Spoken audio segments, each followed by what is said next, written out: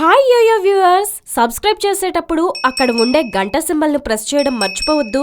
అప్పుడే మీకు any time updates notifications వచ్చేస్తాయి. గుర్తుందిగా గంట సింబల్, అదేనండి బెల్.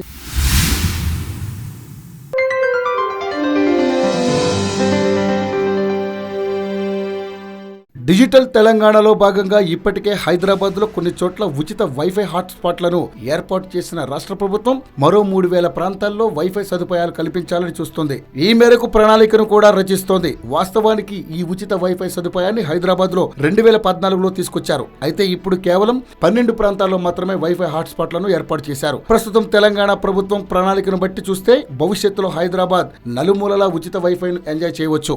మరోవైపు హైదరాబాద్ అంతటా ఉచిత వైఫై అందించడానికి ముందుకొచ్చే సంస్థలకు రాష్ట్ర ఐటీ శాఖ ప్రత్యేక ప్రోత్సాహకాలు ప్రకటించనుంది.